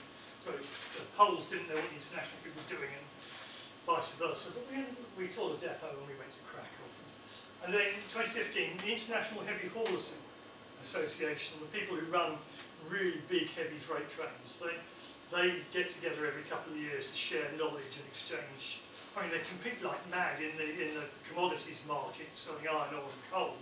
But in terms of the railway technologies, they share knowledge. And so we were in Perth in Western Australia, and they flew us up to Port Hedland in the Pilbara, which is where most of the Australian iron ore railways are, to go and have a look at the Fortescue operation. And this is the dumper at Port Hedland for the Fortescue. Basically, it's a 35,000 tonne train has come down, and this thing just sticks an arm out. They take the load off, and this thing just inches the wagons through the tipplers, and then they tip them. They're not hoppers. They turn them upside down and tip them out. It causes all sorts of interesting forces on the wagons. The jerk from the tippler is actually worse than the in-train forces on the journey. Apparently, the snatching when they inch them forward. 2015 again, Railway Interchange is the big North American show. This was it alternates between Minneapolis and Indianapolis. So I was going to Minneapolis. This one flew to Chicago again. Went to interview Metra, the suburban railway operator in Chicago. Took the train up to Minneapolis. Then my wife actually came with me on this one. We hired a car in Minneapolis and spent a very happy week or so driving back through the Midwest, through Wisconsin and back to Chicago. Then went down to St. Louis.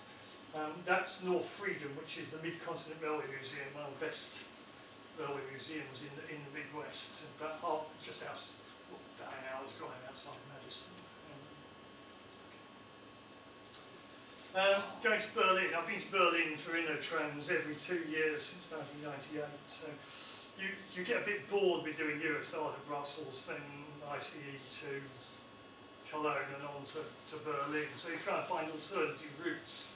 So in 2016, I decided I'd fly to Hamburg, go up to see Molly on the steam railway up on the coast to Rostock, do the Rostock trams, and then back down to Berlin that way, which would have been fine, except that EasyJet managed to lose my luggage, sent my luggage to Milan, didn't get it back to me till the Wednesday from the Saturday. So I arrived in Berlin to go and do all sorts of senior important business and meet up with the crown heads of the German railway industry, wearing basically the train spotting gear from the weekend. And my rucksack was full of laptop and camera, a toothbrush, and that was about it. But yeah. Five Go Great Western, to coin a phrase. This is the Hitachi Fortran Solid Breda plant in Pistoia, the first of the 802s to the west of England, so it's being being assembled out there. So they took us out there and look at those. We're getting closer. Another heavy haul trip, this time the Heavy Haul Association meeting in South Africa, in Cape Town. So we went to the Sishen-Saldanha Railway, which runs pretty much the world's longest and heaviest trains. And then I went to see the suburban operator, Metro Rail, who said, you can't possibly ride on our suburban trains, they're far too dangerous. But if you are insisting on going out, then try the line down to Fishhook, which is Simonstown, which the safest route, so I had a quick trip out there and back. But the suburban railways in South Africa are in a very poor state. Cape Town suffers from horrendous crime and violence. About a third of the fleet now has been burned out by people trying to steal the copper wire. And I saw the other week that a lot of the overhead wiring has been stolen as well, so it's really quite a bad way. Future, I talk about ETCS, cab rides and ETCS. This was the press preview run for the Eurostar service to Amsterdam, speeding across the heart of the Netherlands in the cab, just having a look at anything 220. So this was somewhere north of Rotterdam, between Rotterdam and Amsterdam on the high-speed lines. Signalling control centres. Albacete, this is the control centre for the Spanish high-speed lines to Alicante and Valencia to the east of Madrid. This was a trip organised by a supplier of electrical switchgear, who took us down there and took us to the ADIF training centre and the control centre. And I said, well, I'm going to see all your electrical switchgear, and can you tell us what you've actually supplied to this railway? And how does the power control systems actually work? And they couldn't actually tell me. I read quite a good article about the ADIF training centre, but very much about their electrical switchgear. Don't know what they think they got out of it, but it was a good trip. One of the challenges for all railways is where do we find the next generation of railway skills? Engineers, particularly, not enough people doing engineering generally. Firstly, you can do engineering, and of the ones who do engineering, very few of them going into rail. So one of the things that the railways, the industry is doing to try and counter that is the Institute of Mechanical Engineers has created this thing called the Railway Challenge, where they get universities and apprentices from across the industry to compete to design and build locomotives, which they then take up to the Staffordshire Miniature Railway in Melton Mowbray for a weekend of trials. There are all sorts of things they have to do in terms of energy recovery, braking performance, accelerating up a 180 gradient, noise measurements, all sorts of things. Top left one is University of Birmingham's prototype hydrogen fuel cell logo. Actually quite successful. That was Warwick, I think, Sheffield, and that's London Underground.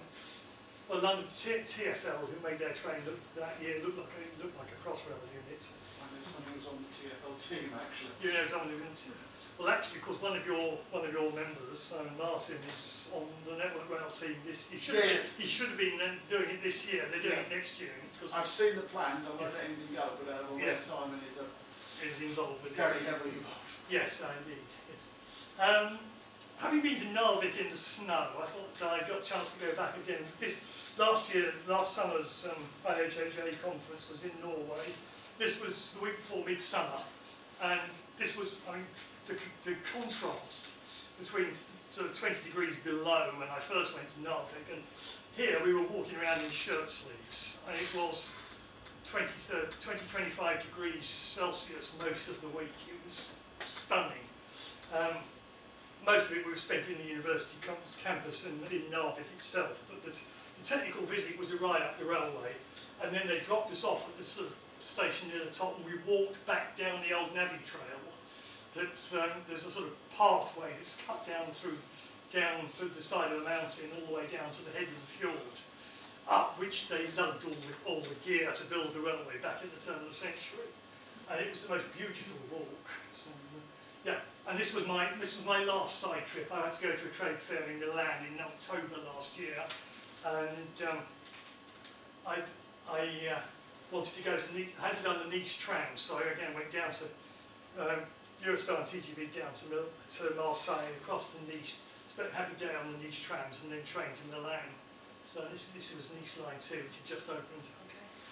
Right, yeah, as I say, not all work. I do get some side trips in a few times.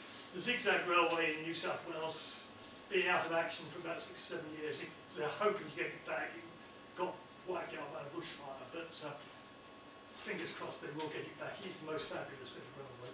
This is the other end of the Roslags Barn, and this is the preserved bit of what's the suburban network in Stockholm. This is the steam railway at the other end near Uppsala, and big Spanish Railway Museum just outside Barcelona. A few other little trips from. We got an invitation to the opening of the Bure Valley Railway, which was a commercial line at the time, so we did that. The 14XX was when I went to the reopening of York Works. That's Turkey again. And the Chemin de Fer de la Mure in France, which again is a fabulous cross between the Regis-Chabannes and the Festignon. Shut largely because of the landslip, but again, if they ever get that reopened, it would be well worth a visit. I went to see that because they were testing some innovative overhead line equipment at the time, so it gave me a chance to have a cab ride on it. Meanwhile, I haven't talked a lot about innovative technologies. So we have maglevs, we have monorails, we have loopy hype, and we have this thing, the SK People Mover, which is basically a telephone box that's hauled by string.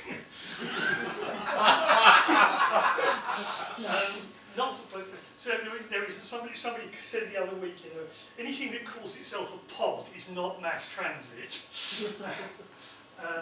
So, yeah, one of my comments, you know, these are innovative solutions in search of a problem. There is still plenty of mileage yet in conventional railways. Okay, and oh, yes. And if all else fails, find a second-hand Chinese army lorry and put it on rail, on flange wheels. That's Vietnam. That's the Chinese border of Vietnam. Okay. And that's it. And I think we've got 2 minutes for questions before we. Well, we have. So, have you got a question or two? Hand up if you've got a question for the last man. Yeah, I mean, there's a line planned from Helsinki to Tallinn. Is that going to go ahead, do you think? You mean the Trans-Baltic Tunnel? Yeah. I would be very surprised if there was a business case for it, to be honest. There was talk about it. What is more likely and what is going to happen is the standard gauge railway from Poland up to Tallinn, up through 3 Baltic states, because there's a very strong political motive to tie the Baltic states more closely into the European Union. And at the moment, their rail links are all broad gauge and they all lead to Russia. Yeah. So there is a rail link to the EU. But the border between Lithuania and Poland is only about 15 miles. There's a little gap through which everything is funneled on either rail or one road. And a rail link to the Baltic, from Europe to the Baltic states is on. Yeah. A tunnel across from Tallinn to Helsinki. I can't see the purpose. There probably is the business case, but I think there's probably a political case for it to link in the Finns to the rest of Europe. Well, there is a rail link between Finland and Sweden. It's a long way round, but there is, and I have done it. It's and a pretty good train ferry, a pretty good ferry service across from Turku to Stockholm anyway. So. Chris, you've obviously travelled very, very widely, and obviously must appreciate that some of it's been done at expenses, you lucky man. My two favourite lines didn't feature tonight, which are the Yukon and White Horse, possibly followed by the Wuppertal Barn, which I think is a unique thing. But have you got a personal favourite railway? There are so many. I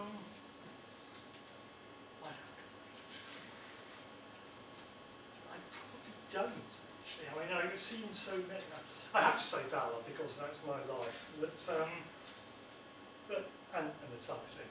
But internationally, they're all fascinating. They're all so different.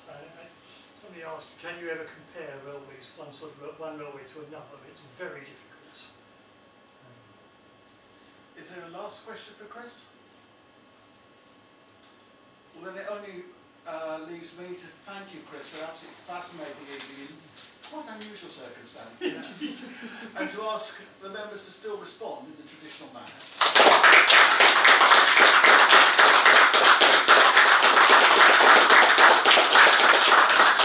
Thank you very much. It's been a pleasure. As you can tell, I've had fascinating career, and I don't like to boast about it, but it's a bit special. Thank you for the opportunity to come and join you. It's been a pleasure.